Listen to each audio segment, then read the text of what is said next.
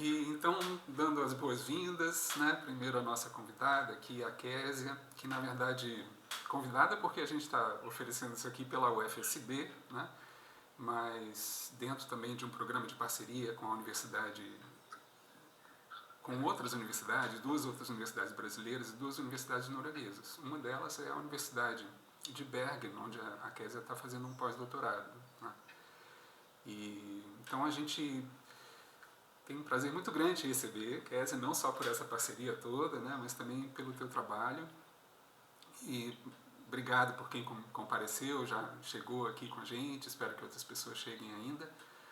A gente vai, então, falar para vocês um pouco sobre como é que a gente tem trabalhado com pesquisa, né, em artes, e principalmente a partir da música, mas vocês vão entender que embora tanto a Késia quanto eu, né, estejamos, vamos dizer assim, no lugar da música de concerto, ou seja, a gente tem aquela formação acadêmica como músico, né, passamos pela universidade, a Késia pode se apresentar um pouco mais daqui a pouco, né, eu também vou me apresentar depois, mas a gente tem feito trabalhos que saem um pouco do que é mais usual na música de concerto, né. Então é isso que a gente quer apresentar para vocês hoje. E isso inclui um pouco também, vamos dizer assim, o que é pesquisa hoje, né, em artes. Então, antes de passar para a Késia, só deixar assim bem, porque eu sei que ela é uma pessoa modesta, né, mas ela está hoje numa das principais bolsas, uma das principais bolsas da União Europeia para mulheres pesquisadoras, né, que é a Bolsa Marie Curie, que homenageia essa grande cientista, né. Então, e por isso ela está podendo fazer um pós-doutorado numa pesquisa muito, muito legal, que ela já apresentou aqui antes, mas vai hoje falar também por outros lados, né. Então é uma oportunidade também para quem está na graduação, no mestrado, ou indo para outra pós-graduação, né, de ver como é que uma pessoa que está com uma bolsa tão importante na Europa, né, também está fazendo sua pesquisa, né. E aí vocês vão ver que é isso mesmo, né, não é nada demais, não é uma mágica, não tem nada disso, né. É isso. Então passo para minha querida amiga Késia. Diga, fica com você a palavra. Oi, oi, Dani. Ai. Então, gente, obrigada demais por estar aqui, muito legal. Então, a ideia hoje da gente aqui, a gente estava conversando ontem, né, eu e o Daniel, vai ser um bate-papo, né, então, assim, de trocar experiências. Então, assim, o foco da conversa é de trocar experiências partindo da ideia de tecnologia, né, tecnologia e música. Então, assim, na minha parceria com o Daniel, a gente explora, né, eletrônica ao vivo. Então, o Daniel é super especialista em Max LSP, em processos, né, complexos. Então, assim, pessoas que compartilhando a experiência, né, o Dani vai falar, né, da parte composicional e também, né, os pensamentos complexos por trás das composições, os diálogos entre artes. E aí eu vou dar, né, o meu ponto de vista como performer, navegando, né, por esse terreno. E aí a gente vai pegar outras experiências também. Aí a gente vai conversando. Então, assim, só para quem não me conhece, eu sou pianista, né, sou capixaba de Vitória. Aí depois eu fui fazer graduação, mestrado em piano na FRJ, então, assim, formação bem tradicional. Mas aí durante o meu bacharelado em piano, eu já comecei a ficar muito interessada em música contemporânea, na música. Basicamente era assim, eu via meus colegas estudando composição, e eu estava no departamento de piano, estudando, né, o Chopin, músicas da vida, e eu ficava assim, poxa, mas o Paulo está comprando uma peça para o piano, por que eu ficava assim? Aí eu comecei, tipo assim, a me oferecer a tocar as peças dos meus colegas, literalmente. Aí foi assim que eu comecei a entrar no universo da música contemporânea e de ter colaborações com compositores e de que, assim, isso faz muito sentido, né? E depois, já mais no final do bacharelado, quando eu estava fazendo mestrado, também em piano, práticas interpretativas, eu comecei a trabalhar no grupo Piano Orquestra. Então, vocês conhecem, é um grupo liderado pelo Claudio Dalsberg. Então, foi um grupo com 5 pianistas, ou musicistas, né? Tem uma percussionista, na verdade, que tocam muito só piano e, assim, ao mesmo tempo, fazendo do piano uma orquestra. Então, assim, e aí, né, para tirar outros timbres do piano, usa-se muito ideias de piano preparado, mas, assim, aplicando no contexto de música popular, música brasileira. E aí, dessa vivência de estar no palco com 4 outras pessoas, num piano só, né, e ali negociando espaço, a gente começou a ver, assim, o potencial dos nossos corpos, né, o potencial coreográfico do que a gente fazia. E aí a gente começou a ver o potencial visual também, né, de tanta coisa acontecendo dentro do piano. Então a gente começou a explorar realmente direção corporal, começou a explorar vídeos. E aí, enquanto isso, eu estava fazendo os meus primeiros recitais, né, solos. E aquele formato bem tradicional, né, pianistas, não vestido de preto, entra quietinho, né, agradece, aí toca, aí sai quietinho. Aí eu pensei, isso não tem muito a ver com o que a gente está vivendo hoje. Aí eu comecei a querer, será que tem como sair desse formato? Será que eu posso fazer diálogos com outras ideias no meu recital de piano? Aí comecei a anotar ideias, anotava no tátil diário, assim, né, no caderninho, anotava e sonhava. Aí depois de muitos anos eu consegui uma bolsa no Banco Santander e aí eu fui fazer um mestrado em artes contemporâneas e música, então um programa interdisciplinar na Oxford Brookes University, na Inglaterra. E ali eu comecei a explorar, foi a primeira vez que eu pude começar a explorar diálogos com outras artes, outras formas de apresentar as minhas performances de piano. Aí eu terminei esse mestrado em 2012, aí eu voltei para o Brasil no final de 2012, aí em 2013 eu acho que eu comecei a bater papo com o Daniel. E aí eu toquei a peça Agosto de Terra dele em 2014. Que aí a gente vai conversar sobre Agosto de Terra. Aí, depois que eu toquei Agosto de Terra lá no Rio, aí eu voltei para a Inglaterra para fazer o doutorado também artes contemporâneas e música, explorando diálogos interdisciplinares no recital de piano, misturando performance pianística com teatro, com artes visuais, com dança. E aí, dentro do meu doutorado, dentro de um dos recitais que eu fiz, uma das performances que eu fiz, eu toquei Agosto de Terra também, depois eu mostrei esse vídeo.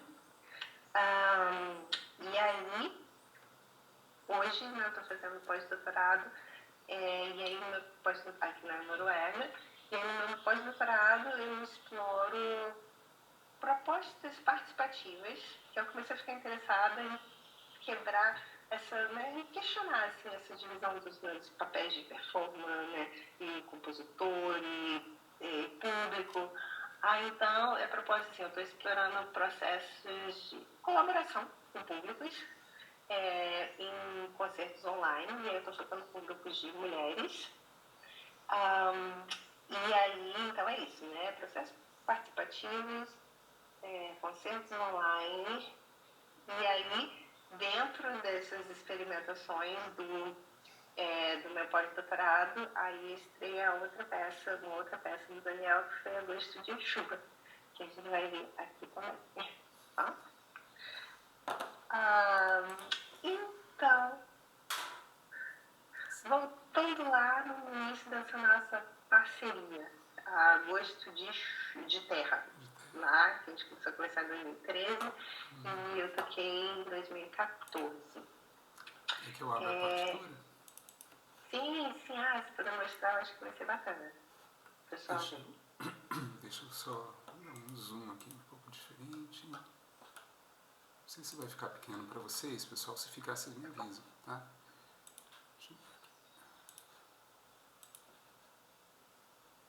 Tá pequeno?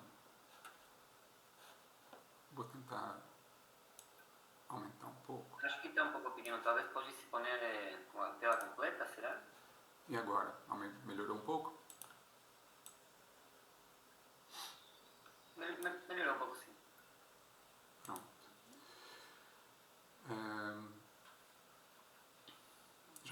Então, vou passando aqui as folhas, Kézia, mas foi escrito primeiro para esse pianista americano, o Adam Marks, né? Quer dizer, não foi escrito para ele, mas ele pediu depois a peça, né? Oi? Perdão. ser para outra... Mas é uma partitura não convencional dessas, né? Então aqui está em inglês, eu não estou com a cópia, mas acho que foi como você também recebeu, né? Que é em inglês. Eu recebi essa, em inglês.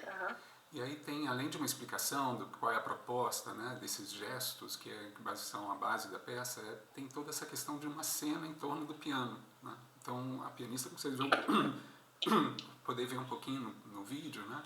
A Kézia se move em torno do piano, então tem várias posições, ela inclusive pode ir para baixo do piano, né? Então não só ela vai nessas posições, como ela toca o piano desses diferentes pontos, inclusive como instrumento de percussão, na madeira, no tampo, com a voz dela, para haver alguma resposta nas cordas. Então a peça tem essa coisa que ela vai para além da música só, né? Você tem uma encenação, uma cena realmente em torno dela, né? E o piano utilizado de várias posições. Então esses símbolos aqui são o que vão marcar a partitura é isso tudo, né? Mas o que ela vai olhar durante a execução. E aí a Kézia vai falar mais para vocês, né? Mas aí tem um gesto aqui que é um gesto ao mesmo tempo de alturas, agudo, grave, mas também de ritmo um pouco. É mais um gesto, e que também é um gesto corporal nas cordas, de uma certa maneira, né? Tá certo que eu estou falando besteira? Foi exatamente isso que eu entendi. E aqui é a mesma coisa, só que com uma baqueta nas cordas. Então, naquela posição em que ela, né, se você pensar no piano, tem um teclado de um lado. Quando ela está do outro lado do piano, né, com a tampa dele aberta, ela vai com duas baquetas e faz esse gesto nas cordas, né? Faz o desenho com as mãos, acompanhando esse desenho que está na tela. É algo que pianistas fazem muito melhor que pessoas comuns, como nós, porque treinam a independência entre as mãos. Então você fez uma coisa diferente de uma mão a outra, mas que certamente deve ter dado muito trabalho para a Kézia, mas que cria uma figura sonora também, né? E esse é o interesse do compositor. Então aqui tem alturas, que são o centro, e a partir dessas cordas, o pianista vai escolher fazer esses gestos de diferentes maneiras. Gente, eu estou explicando isso tudo, mas eu queria passar mais rápido, tá? Mas só para vocês entenderem que aí vem um outro que pode ser feito rítmico ou cantando, né? E aí depois um outro que é jogando coisas de metal nas cordas do piano. E aí um outro que mistura tudo isso, né? Você pode fazer coisas misturando todos eles. E aqui sim é que vem o que vai ser lido, entre aspas, durante a performance. Então as linhas indicam a duração entre uma dessas opções que eu mostrei antes e a outra, tá vendo os símbolos delas ali, ó, 1, 2, 3, né? Então tem várias coisas aqui, o sombreado indica diferentes coisas, né? A linha é o tempo entre um gesto e outro, então alguns só vão acontecer muito rapidamente, né? Começa de uma bolinha só, né?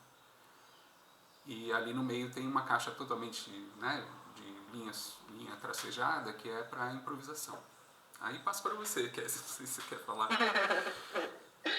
Então, só para vocês, né, saberem que essa foi uma das primeiras peças, assim, substanciais que eu toquei, e certamente a primeira peça solo que eu toquei com partitura gráfica, né, assim, e certamente também a primeira peça que eu toquei com eletrônica ao vivo. A primeira peça solo, com certeza.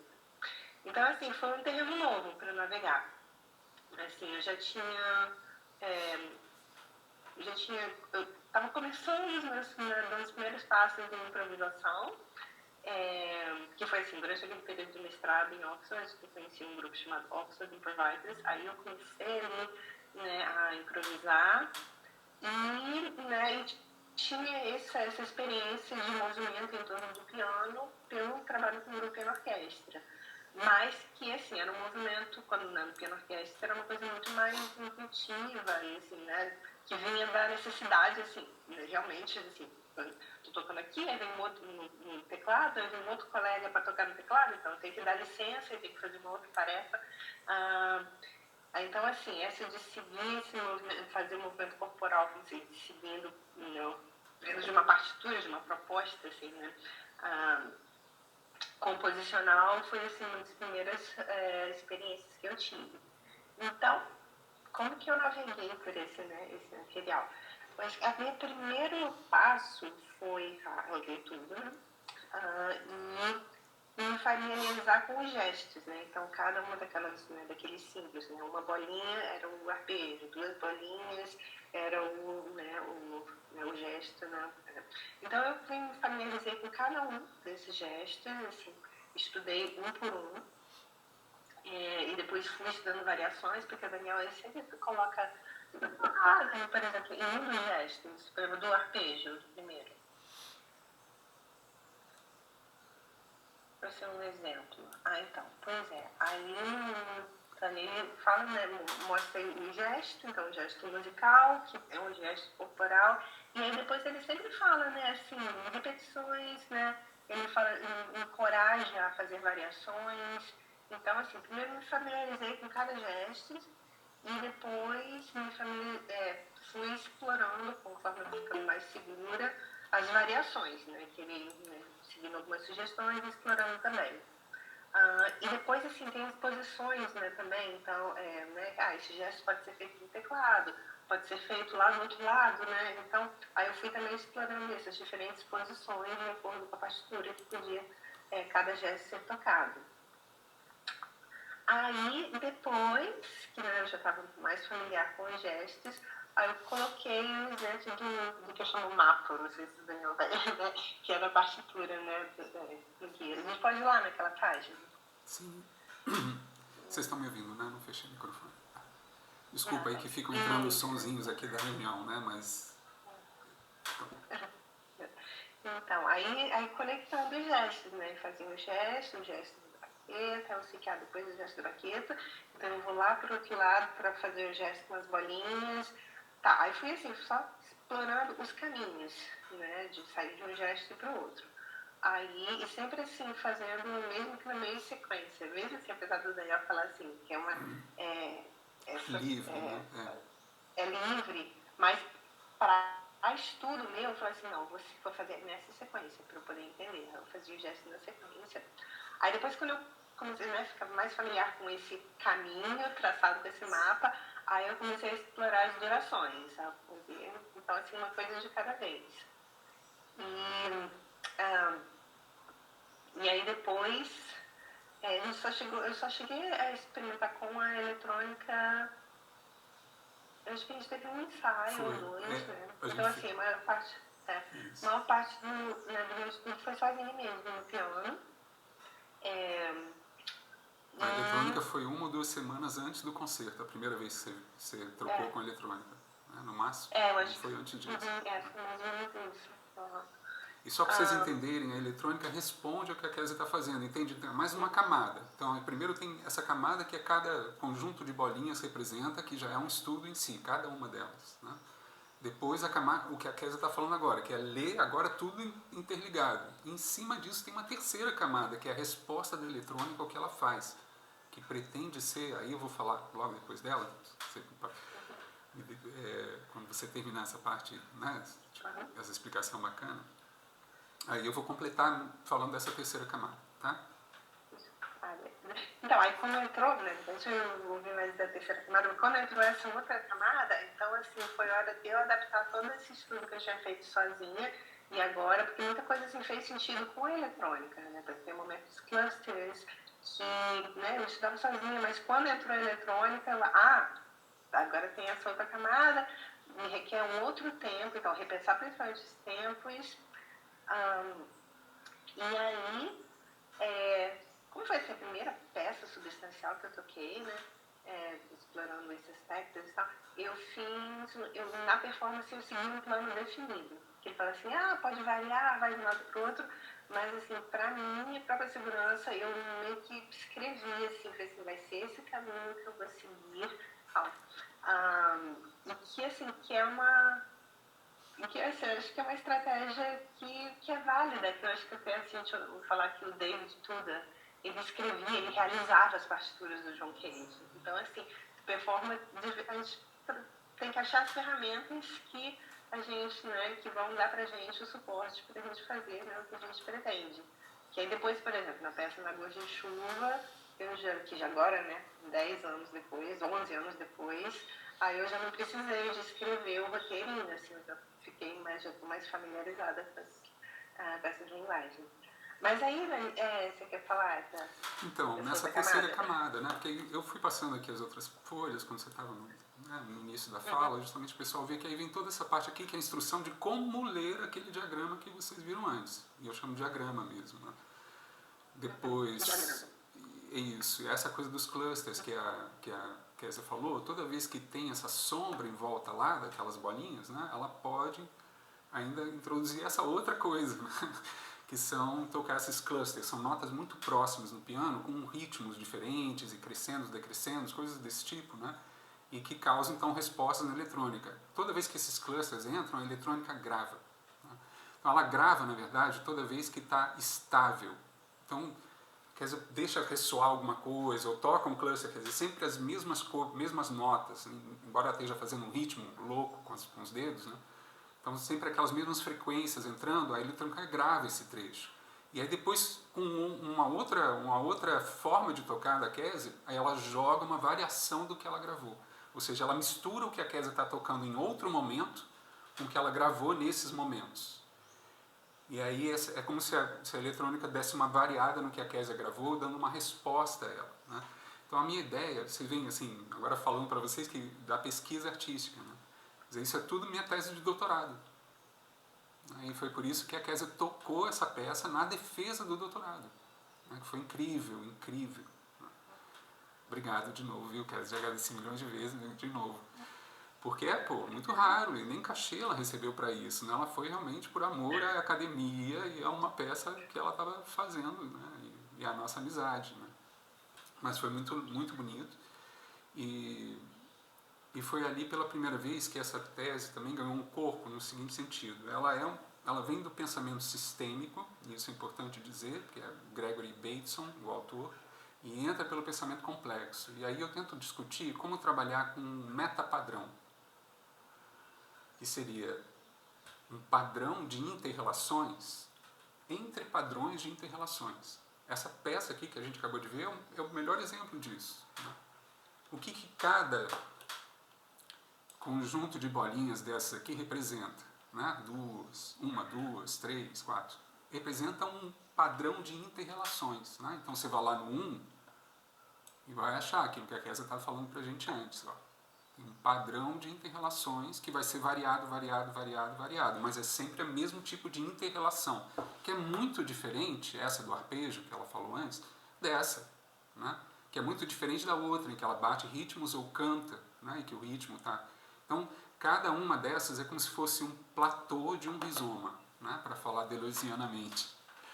Mas, vendo por outro lado, né? Então é um padrão de inter-relações. E aqui você tem um meta-padrão, ou não, né? Uma parte dele. Né? Porque o meta-padrão mesmo é o que você escuta e vivencia no momento que a peça está acontecendo na sua frente, ou no momento que ela está executando. E aí, de novo, né? Tem uma outra coisa que entra tanto no trabalho dela no meu, e por isso a nossa afinidade também, que é ficam borradas mesmo, né? Assim, tornam-se fuzzy, né? Enuviadas. As fronteiras entre quem é compositor, compositora, quem é intérprete, né? Porque o público vai ficar em volta e pode, né, ver essa coisa acontecendo em torno do piano e ela se movimentando numa cena. Então, as relações todas são meio que borradas, elas saem do lugar tradicional. Né? E é isso que a Kézia está fazendo no pós-doc dela também, né? De novo, deslocando essas coisas. Né? Eu preparei até um slidezinho sobre isso para a gente falar um pouco, mas só para entender que da tese de doutorado veio isso, meta-padrão, né? Um padrão de inter-relações entre outros padrões diferentes de inter-relações. Então, padrões de inter-relações e um meta-padrão dessa inter-relação das inter-relações. Pensar uma obra aberta, né? Para quem quiser fazer uma ligação também com Umberto Eco, ele fala da obra aberta, né? Ele tem um livro sobre isso. E é de lá que vieram essas ideias. Quando eu li isso adolescente, na verdade, 16, 17 anos, foi assim que eu fui parar no Kohreuter. Mas bom, então, a eletrônica joga mais uma camada desse metapadrão, tentando agora, veja, a eletrônica aí que já está na tese de doutorado, mas que só agora, 12 anos depois, né, 11, 10 anos depois que eu estou concluindo, que é uma eletrônica que responde de forma orgânica ao que ela está fazendo. Não sei se está dando certo, a gente vai testar ainda, né? Quer dizer, está me ajudando com isso. Mas como é que foi essa vivência da eletrônica para você também? Que deu problema também muitas vezes, não foi? Porque na música que a eletrônica era muito imprevisível. Eu lembro que a gente ensaiou, eu não lembro o comportamento dela, mas eu lembro que o ensaio foi uma coisa que demorou a fazer, né, ela responder, e aí depois, na hora da performance, foi bem diferente, e depois, né, na sua defesa, eu acho que aí ela funcionou assim, né, foi bem mais presente. Então, assim, essa imprevisibilidade foi uma coisa muito interessante. Assim, essa E ela camada que responde, vai... ela tem a desvantagem de responder muito ao ambiente. Né? Ela responde à acústica do lugar. Então a gente fez numa igreja, né? E, rapaz, a resposta dela não parava, eu tinha que diminuir tudo, assim, porque era muito ressonante a igreja, né? Lembra que deu problemão lá, né? Lembro. Aí foi interessante, porque depois, quando eu fiz de novo ano, de repente, por isso que ela funcionou muito bem, assim, bem mais... assim, funcionou mais, assim, de uma forma mais... administrável, porque eu acho que foi uma sala bem mais seca. Agora eu tô pensando nisso, enfim, depois. Mas aí quando você falou das fronteiras assim, mais borradas, aí eu penso mesmo, voltando aí, né, para pensar no negócio de terra para essa conversa, aí eu pensei, agora eu vejo que você assim, uma partitura de gestos, né? Então, assim, né, para gestos, de repente, eu nem me dei conta na época, mas assim, foi uma abordagem, uma proposta mais plástica do que musical no sentido tradicional de notas, entendeu? Então, de repente, assim, o meu estudo do piano como performance, né, da peça, foi um estudo muito mais coreográfico, talvez, né, para eu aprender os gestos do que pianístico no sentido de sentar e aprender notas, né, e durações. Então, e aí, então, assim, eu vejo assim, tá aí também uma mistura não é uma peça de dança, mas é como se fosse, assim, né, como trabalhar um corpo, assim, uma dança mais guiada pela escuta. Mais uma partitura para o corpo. É isso, né? É uma partitura para o corpo da pianista. E sabe, Kézia, é isso, às vezes eu tenho que convencer as pessoas. É isso mesmo, né? Você olhar para esse diagrama, era isso que eu tinha por intenção mesmo, né? Que através das posições do piano, você como pianista entendesse, é isso mesmo, tem um fluir aqui. Né? É uma dança. E é interessante isso de conseguir, né, com a eletrônica, com a ajuda da eletrônica também, jogar essa coisa no espaço de novo, de uma maneira imprevisível, que você tem que responder e ao mesmo tempo tentar controlar ela de alguma maneira. Né? O que a eletrônica ainda faz, gente, só para vocês entenderem, que depois disso tudo, se você deixar a eletrônica ligada, né, foi a última peça do concerto, aí a pianista parou de tocar, beleza. Todo mundo começa a conversar, vamos bater palma, todo mundo começa a conversar e você deixa ali ligado. Ela continua respondendo. Então, ela se for para usar o piano dentro de uma galeria de arte, por exemplo, fora de um teatro, esse piano pode ficar parado lá com a eletrônica como se fosse uma escultura sonora, não sei se é isso, né? Mas ele vai continuar respondendo. E vão entrar as vozes das pessoas, vão entrar o barulho que as pessoas fizerem na sala de exposição, o que for, né? Então, tem essas outras tentativas de borrar as fronteiras entre as artes mesmo, né? Tanto com teatro, dança e cadê, né? Onde um termina, o outro começa, né?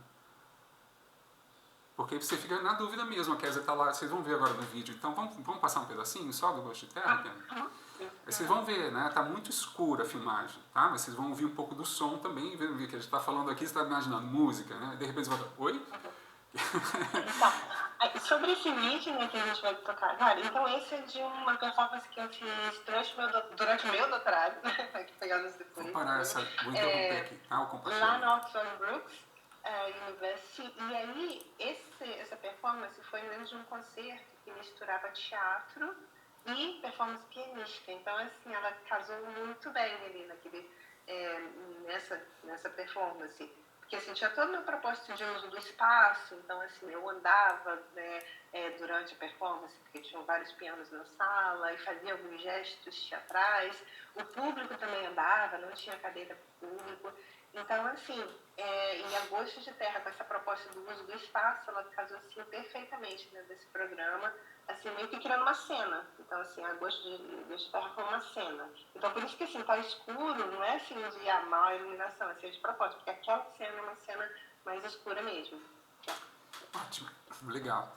Então, é isso, o contexto, né, que também... Eu vou passar um trechinho pequeno, né, mas deixar rolar um pouquinho, só vocês vão ver a Kézia se movimentar, apesar de estar escuro, e aí a questão do som, né? E como que ela... isso tudo que a gente falou vai se articular, vocês vão ver um pouquinho. Tá? Eu vou deixar rolar uns minutinhos.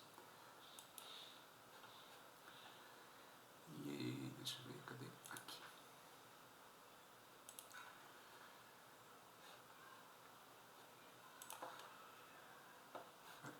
Só fechar aqui meu microfone. Eu acho que... Desculpa, gente, eu não conferi se eu compartilhei com som. Ah, sim, compartilhei com som. De novo. Beleza, eu vou fechar aqui meu microfone e vou começar, tá?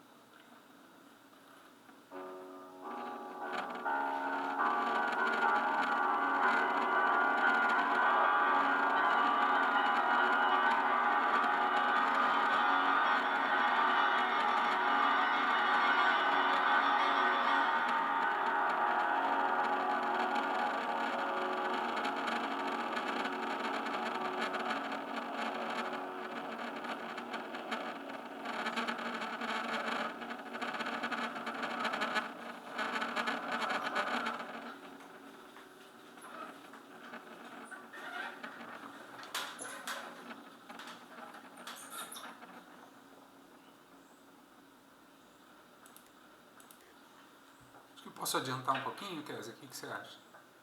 Sim? Vou botar um pouquinho mais pra frente. Um pedacinho. Então, aqui a Kézia vai entrando embaixo do piano, vocês estão vendo?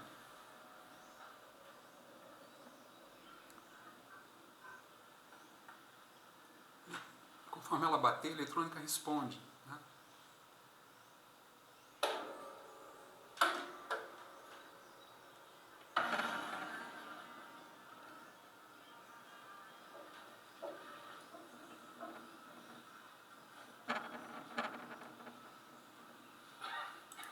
Acho que já foi um bom exemplo, né?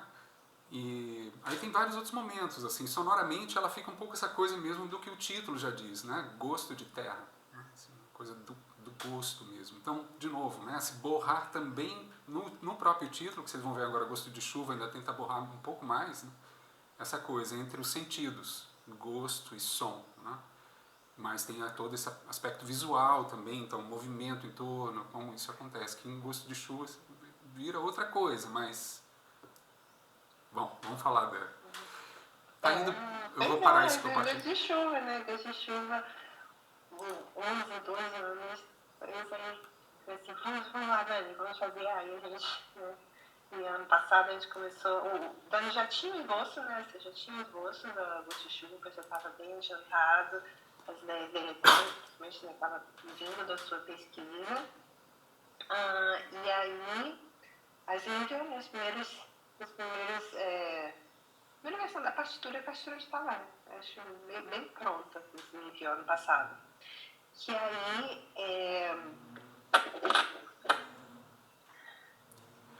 Posso ir compartilhando a partitura já? Botar ela aqui na tela? Pode.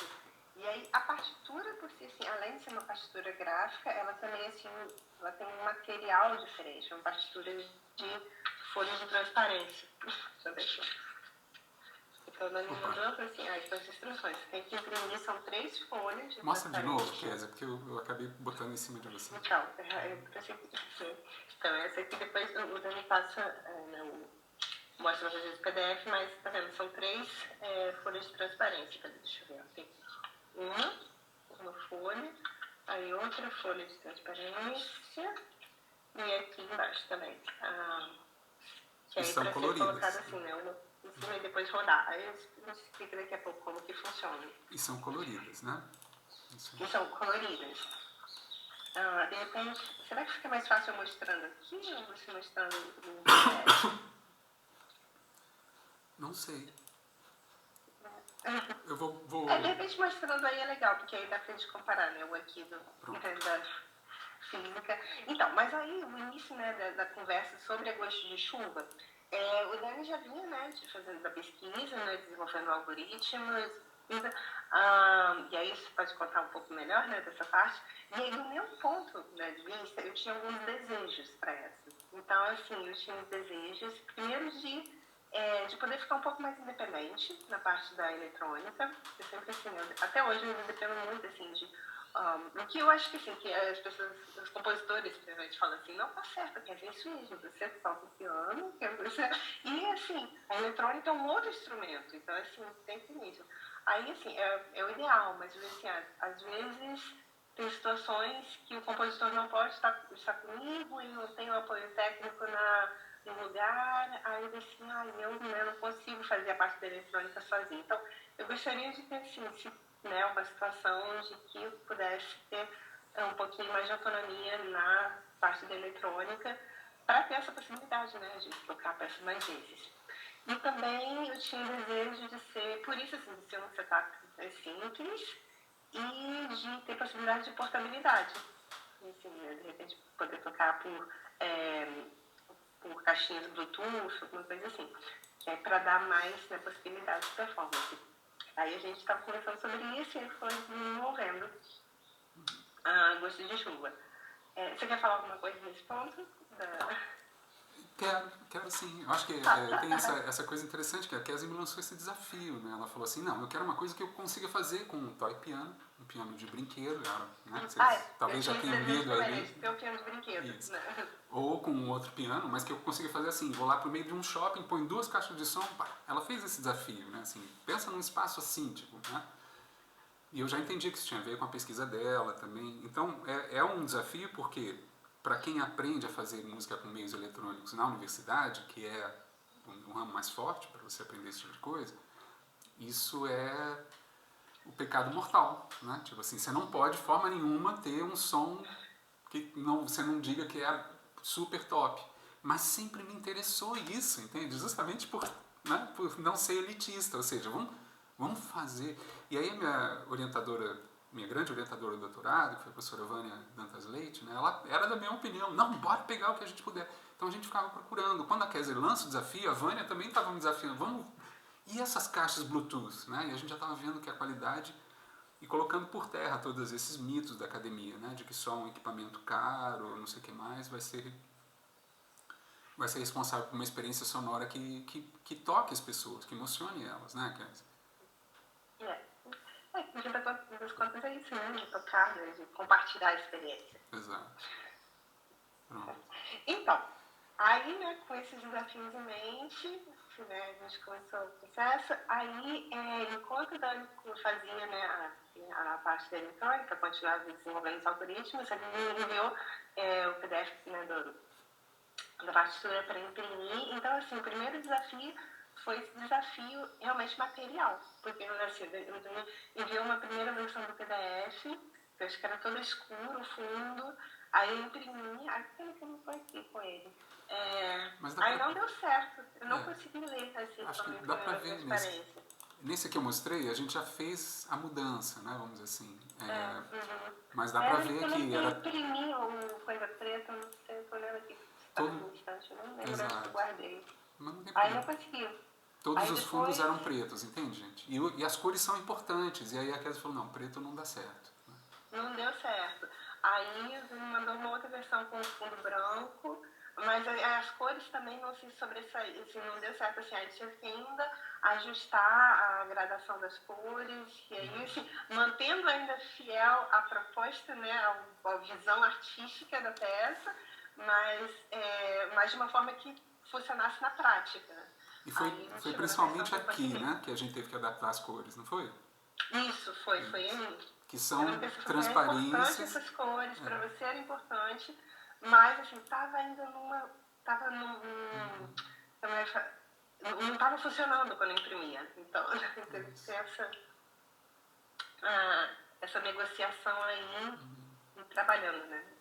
Casando a visão artística com as possibilidades práticas. Sim. Aí, Posso falar um pouquinho sobre isso? Fala. Então, as cores têm a ver com timbres, né? Com diferença, perdão, timbres não, com intensidades, né? Diferenças de intensidade entre os diferentes, né? Entre as diferentes bolinhas, vamos dizer assim. E aqui tem a ver com timbres diferentes, então procurar também em outros instrumentos, né?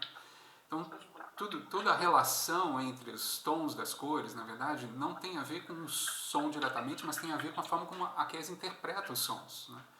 E cada conjunto desses tem algo a ver com chuva. Né?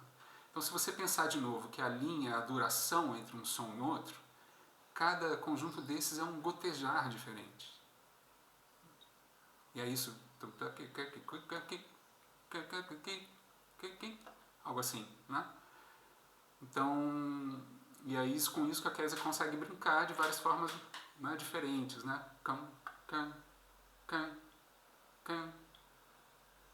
Ou para baixo, desculpa, né? Mas ela pode girar isso e aí você tem, né, que seria indo para o grave.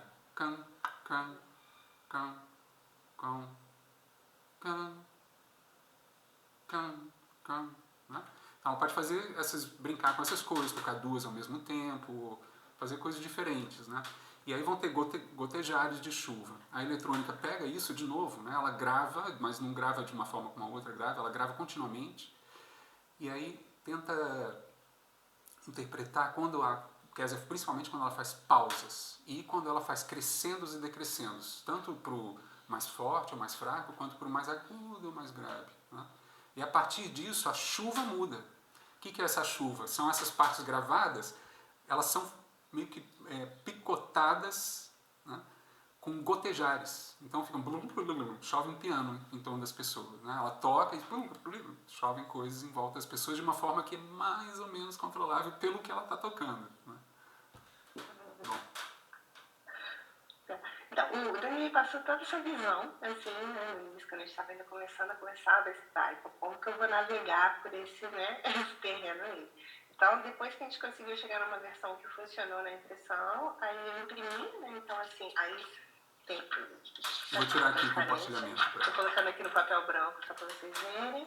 Aí, aqui é o diagrama dos ataques, e aí as outras páginas dos timbres. Tem a outra página, vou colocar aqui no fundo branco para vocês verem. E aí a outra página dos timbres. E o que foi que eu falei errado? Eu falei duração e timbre em lugar... intensidade? Qual que eu troquei? Eu não troquei nenhuma. Não ouvi nada errado. Não troquei nada. Aí o que acontece? Aí a gente coloca as transparências uma por cima da outra, na ordem indicada, na textura. Aí coloca. Aí depois coloca fixa, né? Tem aqui o buraquinho exatamente no meio para fixar uma em cima da outra.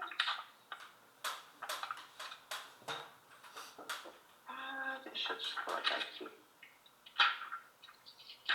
Assim, meio que unboxing da partitura, né? Então você vai mostrando assim, o processo por dentro. Aí eu coloquei no papel, né? E aí achei um suporte para fixar.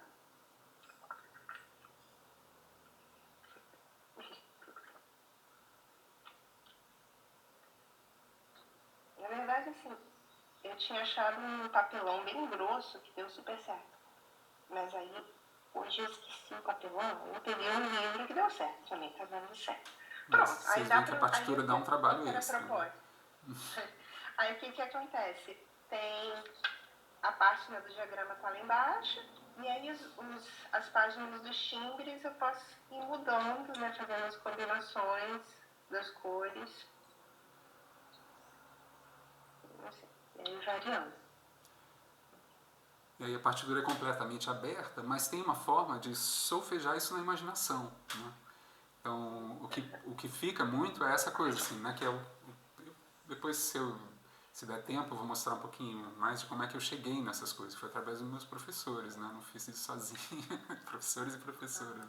Mas essa ideia de que qualquer forma de escrever som, né, pode ser desenvolvida a partir de uma linguagem. Né? Diga. Não, e foi muito legal essa coisa de solfejar, né, assim, isso foi uma parte interessante, que aí a gente começou também a desenvolver, né, assim, o processo criativo através de cartas, né, então a gente começou a escrever, assim, abrir uma pasta no Google Drive, e aí, como se fossem cartas mesmo, né, mas assim, usando o meio eletrônico.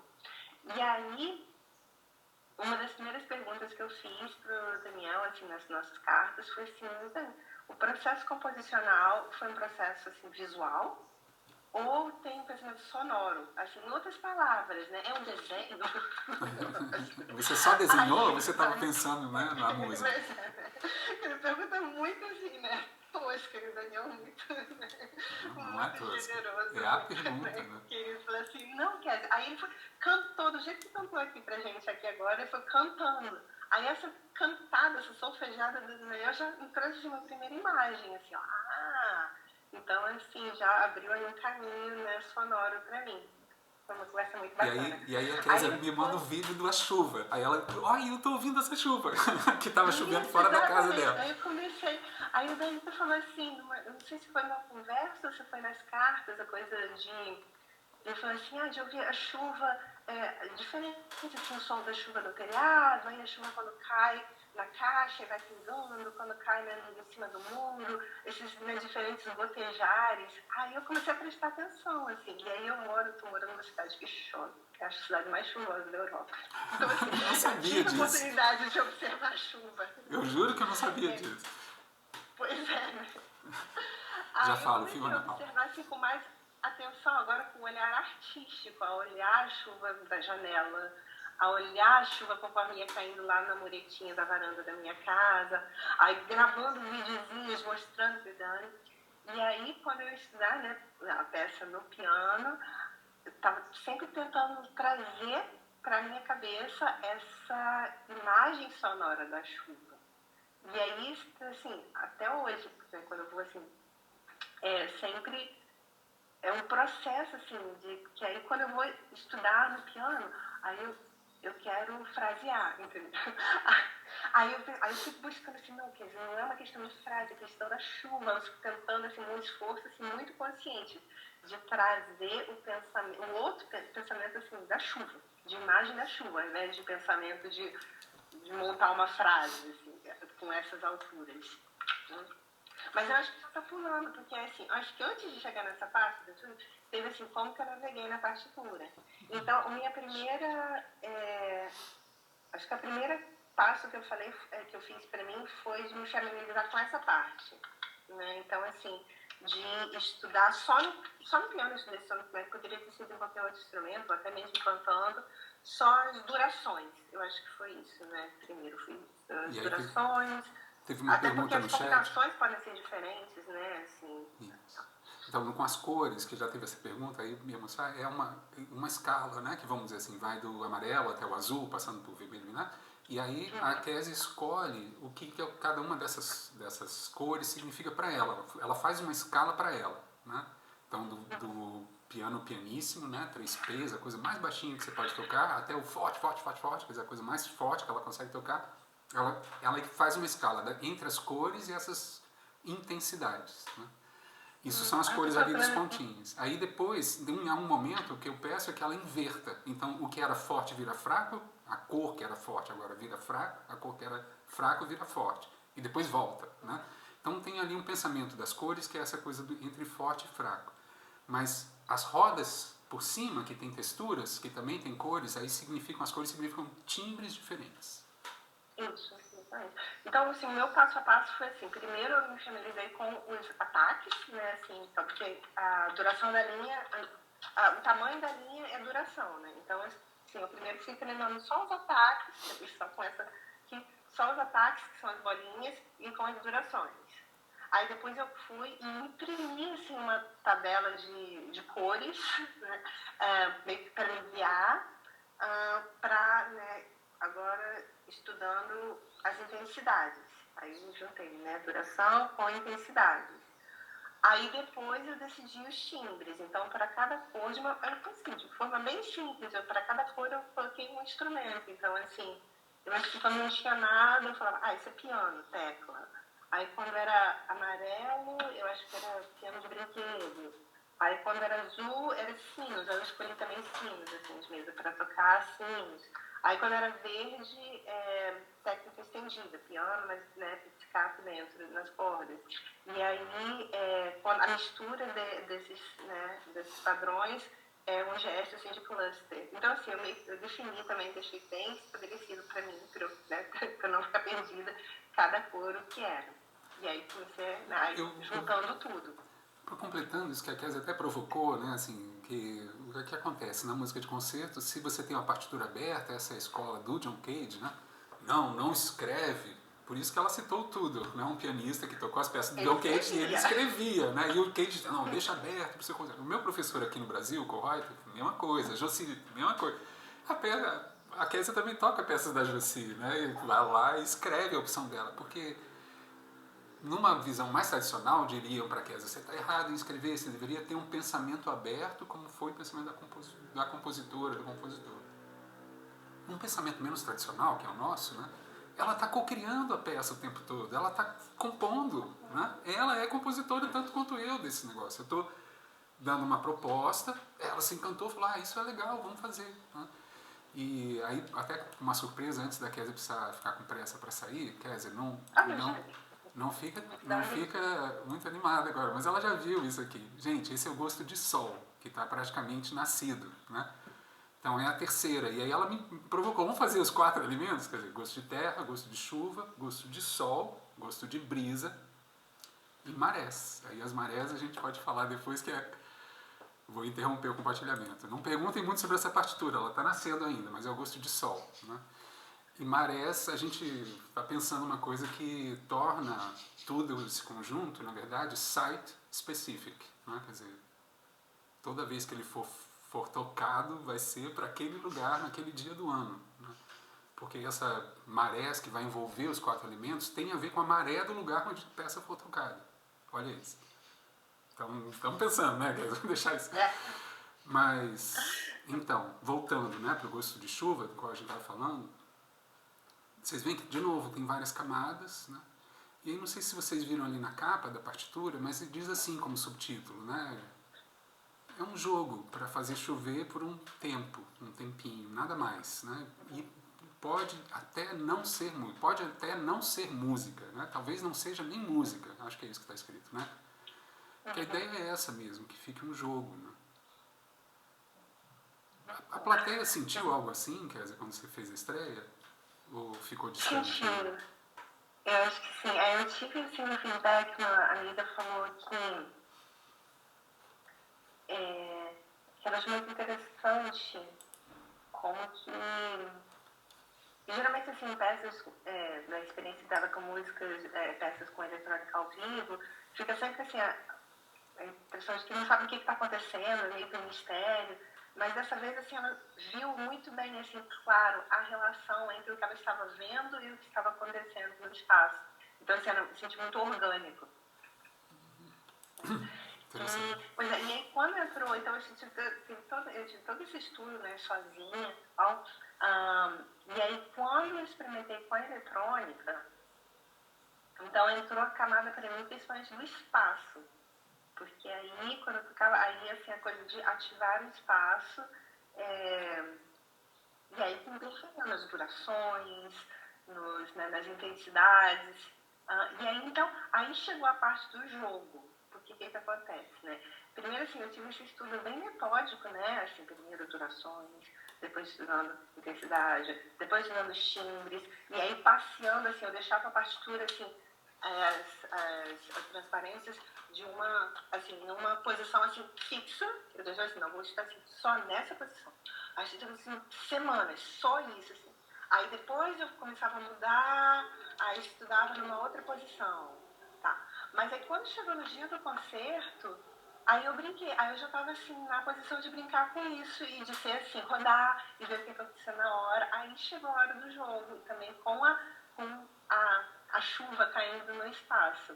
Então, assim, para chegar na brincadeira, primeiro eu tive que treinar, assim, né? Não foi assim, direto na brincadeira. Então, primeiro eu tive que, sim, ter um estudo para depois libertar. Pelo menos foi esse meu processo. Não sei se, né, existem outros processos. Eu ia fazer disso antes, também é algo que eu falo, inclusive, na tese também, e acho que você também fala nos seus trabalhos, né? Que essa convívio com uma peça, né? Quer dizer, na verdade, não é uma coisa rápida, né? Ela vai levar todo esse tempo que você falou para preparar, e depois que você começou, entra num processo também de tendo a oportunidade de tocar de novo. E a Kézia, assim, foi... Nossa, gente, ela tocou Gosto de Terra muitas vezes já, assim, para uma peça de música, assim, desse tipo, sabe? Louca, cheia de eletrônica, de música contemporânea, né? Ela fez Gosto de Terra várias vezes já, né? E vem me provocando para a gente fazer Gosto de Chuva mais vezes. Então ela vai vir aqui no segundo semestre, aqui para o Brasil, a gente vai apresentar, e estamos vendo quando que ela vai conseguir fazer isso na UFSB também. Estão dependendo ainda de conseguir a grana, né? Olha. Então, peraí, deixa eu ver. E deixa eu só posso comentar do concerto de estreia da Gosto de Chuva? Por favor. Porque aí foi um concerto que eu fiz aqui na Universidade de Bergen, na Noruega, em março. E aí, esse concerto faz parte do meu pós-doutorado, então eu tinha assim, várias propostas de participação do público. Então, assim, a primeira peça foi uma peça, na verdade, que eu nem tocava. É uma vídeo-partitura, então eu toco o vídeo, e aí no vídeo a compositora vai dando várias instruções e o público assim, é instruído a ter protetor de ouvido, né, tapar o assim, e aí vai ativando assim, sons dentro da própria cabeça. Né? Então, assim, não tem nem piano, é uma peça para cada pessoa fazer, na sua cabeça, literalmente. E aí tinha outra peça que eu distribuía plásticos, pedaços, né, de plástico para o público, e aí tinha um PowerPoint dizendo cada momento para o público, né, para cada pessoa fazer um som com os plásticos. E aí eu fiz também a peça do John Cage, a 4 minutos e 33 segundos, que é, né, a peça em silêncio, e a proposta assim, a música acontece dentro da cabeça de cada um, conforme cada um faz sentido no que está, dos sons que estão acontecendo. Não tem o som do performer, não tem o som ouvido do piano, do instrumento. E aí, a última... aí teve a peça também que foi desenvolvida durante o meu pós-doutorado, que foi uma peça que meninas, né, de países diferentes, elas enviaram assim, materiais, assim, foi todo um processo colaborativo, que aí elas escreveram textos, gravaram vídeos, e aí a colagem criativa, né, desses vídeos virou a vídeo partitura, então assim, eu exibi, que aí eu tocava o piano, né, interagindo com o vídeo das meninas. Então assim, toda assim, essa coisa de fazer música junto. E aí, a Gosto de Chuva, o público não era convidado a fazer nada, né? Nada ativamente, né? Não tinha nenhum objeto para eles tocarem, não tinha nada. Mas ela teve um papel dentro desse programa de ativar o espaço. Porque aí, como eu tinha um piano de brinquedo, como eu tinha sinos numa mesinha, e aí essa brincadeira, né, de fazer chover, de ir para cá, de ir para lá, e aí com a eletrônica fazendo chover, né, sonoramente na cabeça das pessoas, foi assim, um jeito de ativar o espaço, que é a última peça do programa, né, depois da Gosto de Chuva, eu convidei o público era uma peça que o público, eles tocam uma gravação do celular deles, e aí eu fui encontrei assim, fiquem à vontade para andar, para levar o seu som pela sala, que aí assim, aí tem como se fosse assim, playback e piano, mas o playback é tocado pelo público. E aí, então assim, o espaço estava ativado já com todas essas acontecências do Gosto de Chuva. O concerto ficou online também, a gravação dele? Ficou. Peraí, será que a gente mostra um pouquinho da Gosto de Chuva e aí depois eu deixo o link para o pessoal ver? Aí eu copio aqui, já passo aqui no chat e podemos sim, vamos... Tá. Pessoal, já vou passar o link aqui para quem quiser abrir agora e assistir depois o concerto todo. Isso tudo. Essa primeira peça que a Kézia falou era o que a gente talvez ia tentar aqui hoje, mas tem pouca gente, não sei, mas vocês vão ver, muito interessante esse concerto. E a gente vai passar um pedacinho agora da Gosto de Chuva, tá? Que foi... Mas a primeira peça, não sei se... todas esse arco de peças que a Kézia falou funcionou assim de uma forma incrível, eu agradeço de novo muito. Mas essa primeira peça não tem... Cada pessoa executa na sua própria orelha. Para quem já fez aqui modos de escuta e criação sonora comigo, acho que o Flávio fez, a gente fez uma coisa parecida, com uma partitura para mexer na orelha, né? Só que a compositora gravou um vídeo, usou várias coisas, inclusive com uns tampões no ouvido, várias formas de fazer som diferente, e com uma extensão poética também teatral, né? Quer dizer, muito, muito legal. Aí quem puder assistir depois o vídeo do concerto vai ver isso. E vamos passar agora um pedacinho do Gosto de Chuva, né? Já está compartilhado? Ainda não.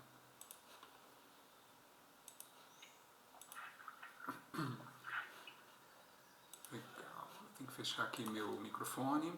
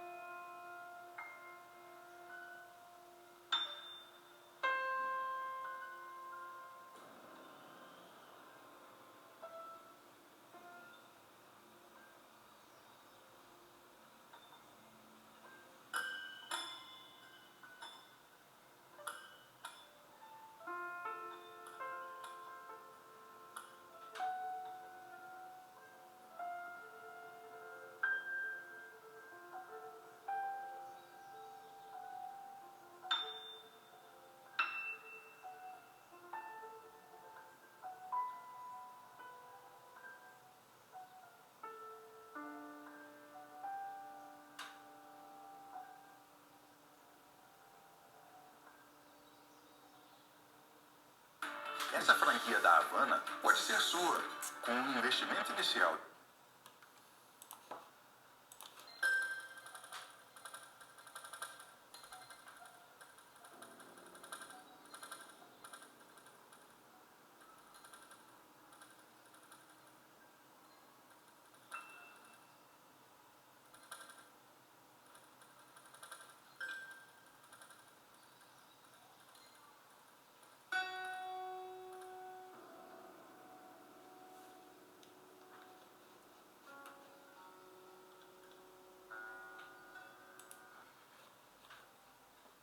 Pessoal, nosso tempo está acabando, então já deu para ter uma ideia, né? Que a gente ouve essa chuvinha em volta das pessoas. Diga, Kézia, eu vou interromper aqui o compartilhamento, mas aí está o link, né, para o concerto inteiro. Quem quiser já... Isso, e esse vídeo da primeira compositora, né, que a gente estava falando antes. Eu tenho a impressão que a Ana Paula faz parte daquele grupo do vídeo, ou não? Estou errada? Ana Paula Santiago, que está aqui assistindo com a gente? Não. Perdão, confundi. Mas falando de novo, né, do Gosto de Chuva, então vocês ouviram esse pedacinho e logo depois, né, mais uma peça e o concerto terminou. Então isso bem que a Kézia falou. E essa outra peça com celulares, ela também abriu essa coisa do espaço, né, porque as pessoas caminharam com um som no celular, né, com o qual a Kézia dialogava no piano, o som se espacializou conforme as pessoas se movimentavam pela sala. Muito interessante. Aí, nessa caminhada, assim, eu tenho pensado muito que a gente está falando várias vezes sobre, né, meio que as fronteiras entre quem é compositor, quem é performer, e agora quem é público também fazendo coisa, essas fronteiras, né, assim, ficando fuzzy, e aí eu fico pensando, uma pergunta que eu estou pensando agora, e até comecei com a minha orientadora de manhã, né, então qual que é o papel do artista nisso tudo, né, se eu como pianista e tal, né, a descrição lá da Gosto de Chuva, do Dani, falei assim, né, é um jogo, talvez não seja nem música. Mas você, ai, gente, mas quantas décadas de estudando, né, um monte de sonata, e aí eu tenho pensado muito numa frase que o Agitenor, o Marcos Carzati, falou numa palestra que a gente fez aqui com o Dani também. Ele disse assim, para mim, o papel do compositor é de propor escutas. Uma coisa mais ou menos assim. Então, se o papel do compositor é propor escutas, será que o meu papel como performer é propor experiências? E aí, nesse caso, assim, talvez seja nem música. Eu vou deixar essa pergunta aí, Muito bom, uma coisa. Por favor, me socorre a gente, sabe?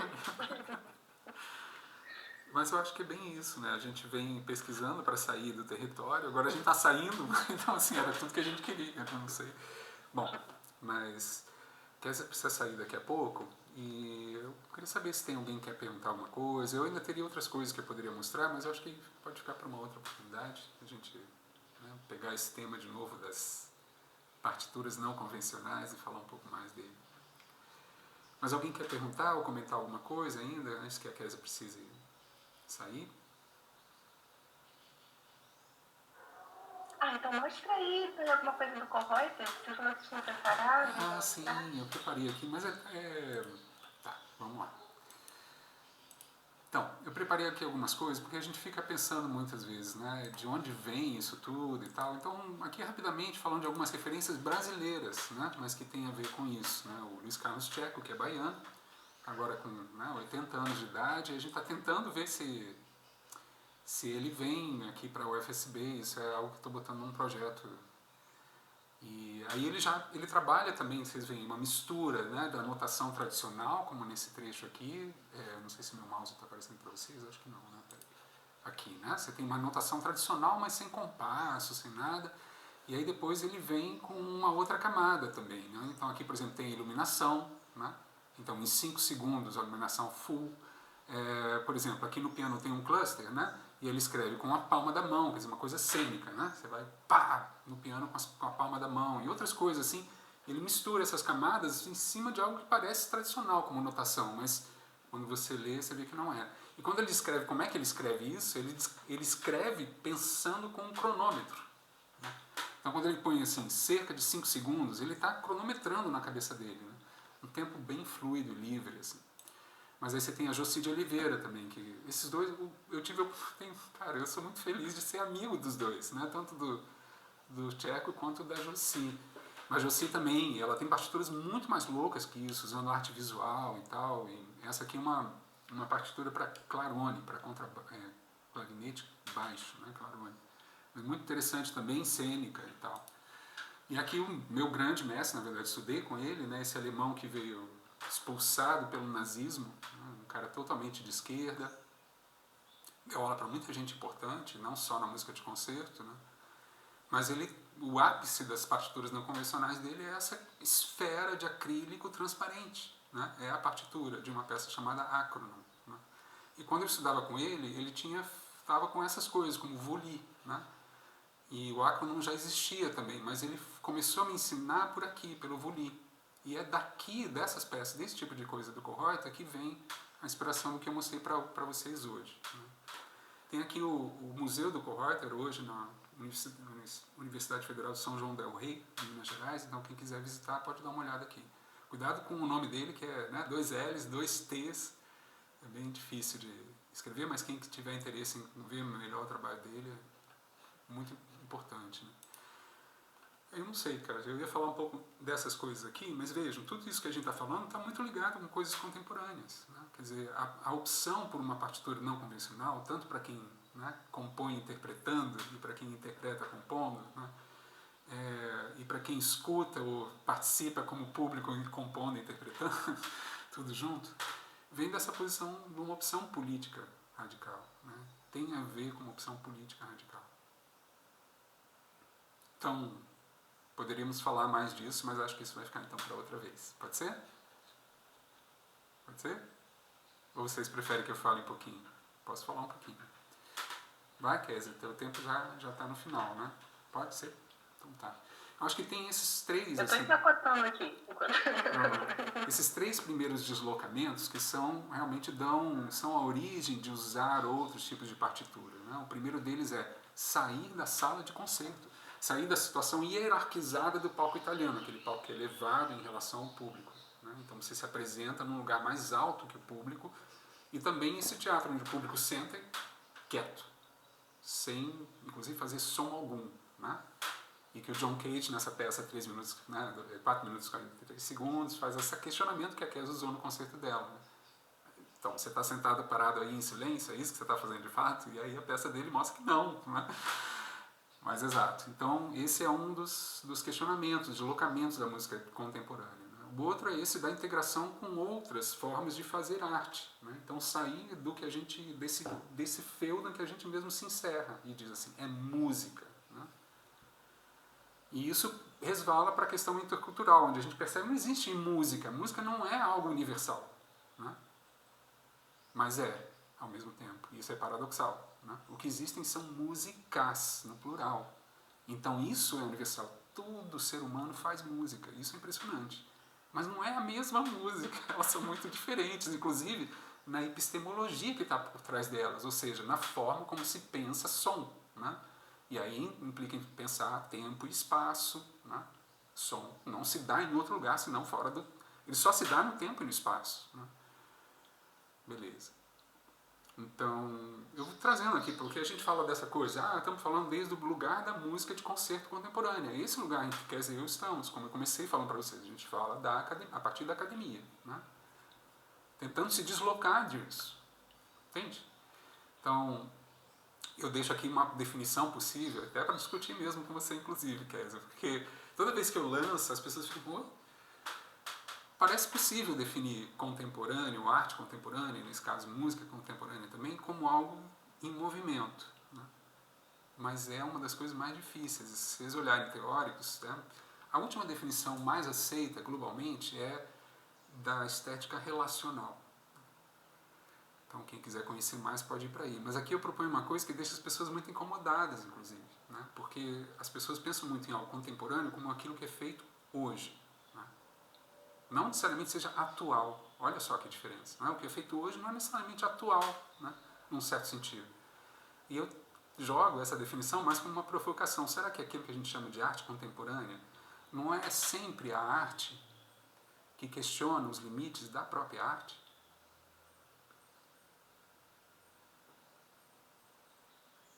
Fica aqui então essa pergunta, além das outras que a gente colocou, né, dos questionamentos que a Kézia trouxe também. Bom, era isso que eu queria falar antes, né, mas só para mostrar que isso tudo tem uma origem, e sim, muito situada, né, na música de concerto e nisso tudo que eu estava falando antes. Bom, gente, eu acho que agradecemos a vocês que aguentaram aqui nossa falação até o final, e quem assistir a gravação também. Obrigado, Flávio. E vamos então, agradecendo aqui a Kézia também pelo tempo que ela, né, dispôs aqui. Já fica um convite para a gente fazer isso de novo, viu? Vamos sim. Obrigada pelo papo, todo mundo. Vamos continuar trocando ideia. Muito bom trocar ideia. Pessoal, tenho certeza que ninguém quer falar nadinha. Assim, tá muito legal o papo aqui no chat. Assim. Pode falar, Ana Paula. Vi que você abriu o microfone. Posso? Sim, claro. Diga. E a Kézia... Ai, Kézia, é um prazer te ouvir de novo. Muito legal, assim, eu fiz um curso com ela projeto Piano Pérolas, né? E foi fantástico, a Kézia é incrível, ela deu um panorama pra gente, assim, sensacional. E, né, do piano contemporâneo, das possibilidades e tal, e é muito curioso esse universo, né? Para mim, porque não trafeguei muito nisso, né? Mas admiro muito essa sua incursão e as coisas novas que você propõe e faz. Na verdade, eu queria perguntar, eu estou trabalhando na UDESC como professora substituta Legal. em Florianópolis. E estou fazendo uma disciplina na pós-graduação, ali no doutorado, me ensaiando para ver se eu consigo fazer um projeto bacana. Mas eu queria saber se vou tentar mexer ali um pouquinho, perguntar ao pessoal se você não viria aqui para cá também, mostrar pra gente um pouco. Quem sabe? Seria ótimo. Adoraria! Então me passa aqui o teu e-mail de novo. Eu vou conversar com a pessoa na pós. E quem sabe a gente consegue fazer um aproveitamento da sua vinda. Seria tão legal. Quem está dando aula de composição? Você escreve já pro meu pessoal, que eu acho que da universidade ele vai expirar aí em algumas semanas, aí a gente vai com o gerente. Não custa tentar, né? Ai, que legal, nossa, adoraria. Talvez conhecer o livro. E você, quem sabe, fazer uma apresentação, uma palestra, um workshop, né, aqui pro pessoal. Seria fantástico, né? A gente está estudando, se embrenhando ali na pesquisa artística, né? E o que é isso, né? A gente nem falou tanto, teoricamente, né? Eu nem souber o que eles me falam. Então, acho que você ia ser, assim, uma presença incrível. É isso. Muito obrigada. Obrigada, Ana Paula. Muito legal. Juan, Flávio, também? Diga, Juan, por favor. Não, só parabenizar vocês. Eu continuo o recorrido da Kézia desde que conheci ela ano passado. Conheço agora você, Daniel, acho bem interessante. Acho que a proposta é bem importante pelo fato de a gente ter uma atuação assim no mundo da música contemporânea, interdisciplinaridade, tem que divulgar ela. Por isso também a proposta da Ana Paula acho muito massa, né? Eu estive na UDESC ano passado, o pessoal que não conhece talvez, mas quando você mostra para eles esse tipo de propostas, dificilmente não fiquem pelo menos questionados, né?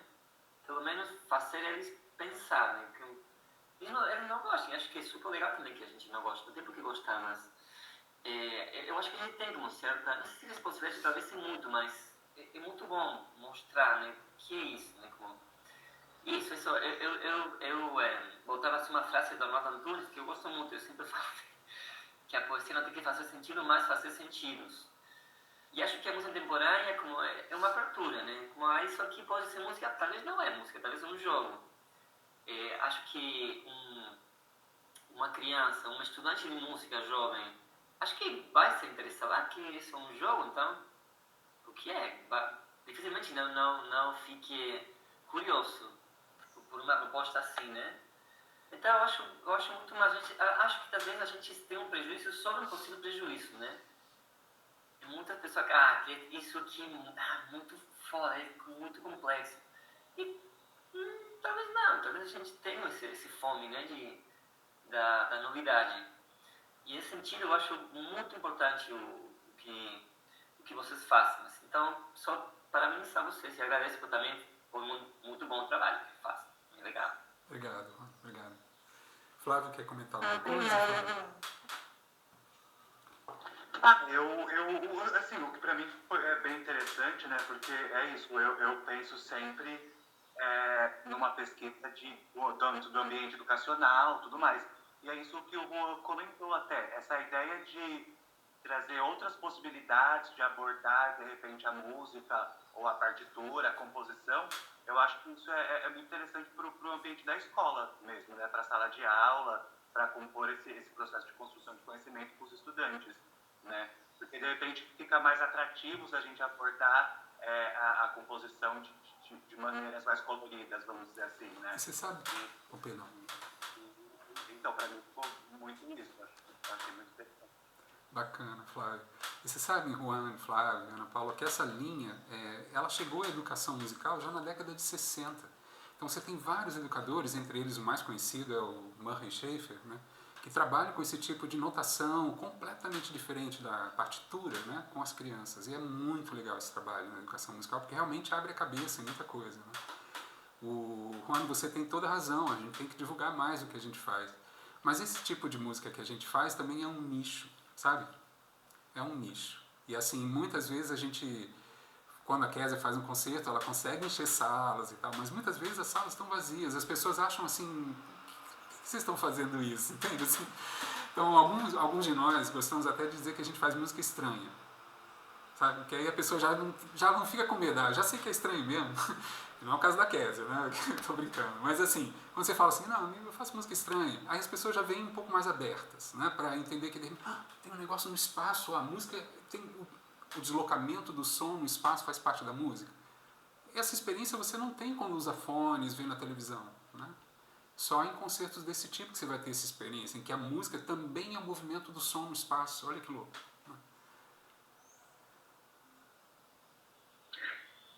E eu tenho que sair correndo para buscar a minha menina de 2 anos. Mas aí, exatamente ela, que a gente está falando de música, que a música, a menina de 2 anos de idade, ela pega lá o pote lá do remédio dela, o pote do remédio dela, aí ela olha para mim assim, mamãe, eu vou fazer música. Aí ela pega o pote do remédio e começa a bater.